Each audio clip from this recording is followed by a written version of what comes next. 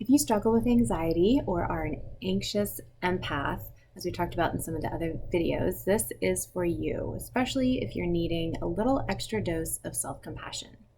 My name is Megan Kleintoops. I'm a holistic psychotherapist specializing in the natural treatment of anxiety and depression.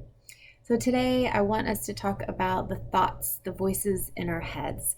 And I know that a lot of therapists and therapy programs focus on considering the thoughts in your head and how they affect you.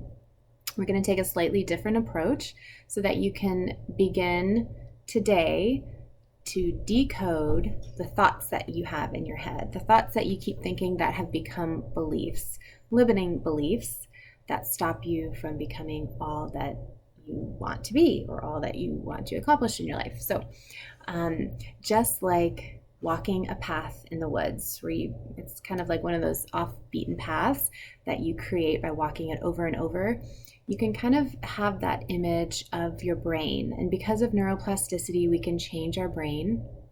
And these thoughts that we keep thinking, like I'm not smart enough, I'm too much, I'm lazy, I'm stupid, all these different thoughts are just paths that we have carved out in our brain.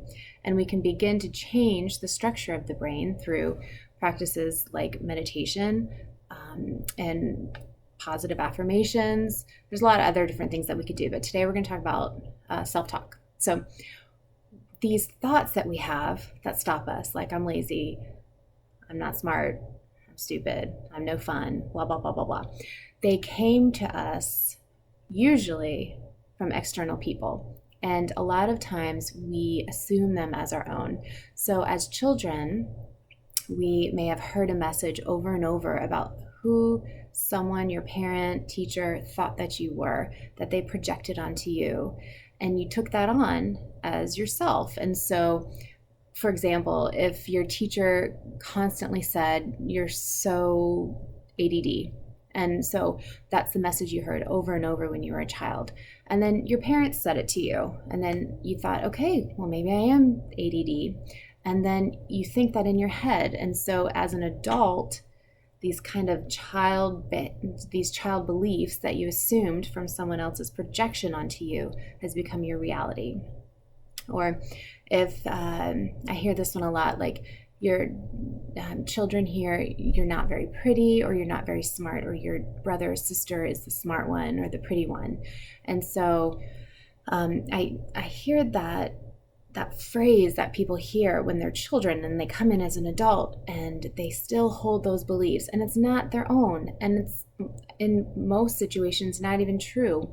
It was just the parent or the teacher's unconsciousness and projection onto the child that they've held their entire life.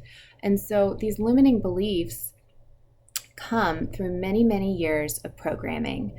And so a first step to beginning to get a better hold of your self-talk and in turn your anxiety symptoms is to first understand what you're saying to yourself. And one of the greatest gifts of therapy is that you can sit on the couch and the therapist can listen and hear you say, oh, you called yourself crazy 5 times. Who first told you that? Or, you've called yourself lazy, 10 times. Where did you get that message that you're so lazy? And what does that mean? And is that even true? Is that a true belief? And very often we'll start decoding it and say, you know what, I'm really not crazy, or I'm not stupid, or I'm not ADD. That was just someone else not knowing how to talk to me, and I assume that as part of my identity. And those beliefs that have become pieces of our identity create anxiety symptoms in our adult lives. That's a tongue twister. They cause anxiety symptoms in our adult lives. Yes, I said that right. Okay. So again, the first step to making any change is to first acknowledge what's going on. So what are the thoughts that you keep thinking that make you feel like crap? That's huge, because if you can start identifying what are the things that you say to yourself, would you say that to your best friend? If not, okay, write it down. How does it make you feel in your body when you say that to yourself, when you call yourself lazy or stupid or not pretty or not smart or whatever it is? How do you feel in your body? If it's not so good, Write it down. So we're going to start creating like this little list, okay? If you want to take it a step further, you can trace it back to who told you those things. How old were you? What was going on in your life? What was going on in their lives? You can decode it as much as you want, ideally with a therapist, because often that's quicker and safer. And it's nice to have some support when you're working through these big emotional breakthroughs.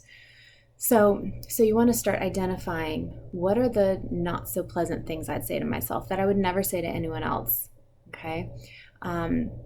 Once you do that, write them down, and I want you to start beginning to create a new narrative in your head. So we're going to start paving a new pathway in your brain with a thought that you want to create into a belief because it's your own. So you're releasing your third grade teacher's projection of you being stupid. You're letting it go. We don't care about her. She's gone. She's obsolete. What do you think about yourself? So if you've thought you're stupid for your whole life since you were second grade because of your second grade teacher's projection onto you, you're not going to go to I'm brilliant, okay? So right here is I'm not so smart. Right over here is I'm brilliant. We want to go somewhere closer so that it's easier, like a ladder. You want to go up the ladder a little bit. So it might be, I'm really great at cooking. You could say that. So when you first catch yourself saying I'm stupid, then you want to change the narrative in your head.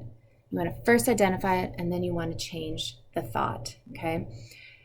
If you can't do that, you just want to cope. You just want to move up the emotional ladder just a tiny bit.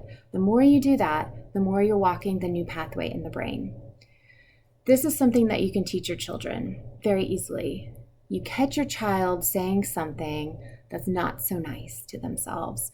You point it out to them, and then you teach them to shift the narrative and to feel a little bit better, to move up the emotional ladder just a tiny bit. It's hugely empowering and something that they can take their entire lives. Usually we hold on to these narratives until about midlife when we just can't take it anymore, and that's very often when people end up in the therapist's couch or really just seeking a change to release old patterns, old thought behaviors. So once you start doing this, you're going to really identify what is my belief, what is second grade teacher's belief, what is my parents' projection, what did they give me that I don't want to hold on to anymore, what do I want to hold on to as my identity. Then you can begin to decode your body even more. I always talk about anxiety as giving us messages. We have to learn the language of our body. Everyone is so different. So this is just another step in decoding what your symptoms are trying to tell you, and a little step further in creating the life and the emotional functioning that you desire. I hope this was helpful. Please ask any questions if you have them. This whole self-care journey is a journey. It takes time. You're not just going to change. Anyone who tells you that things are super, super fast for everyone all the time, it's not true. It takes time. It takes time to change the brain, but the good news is that we can do it, and you are worth it. So thank you for watching, and I'll see you next time. Bye.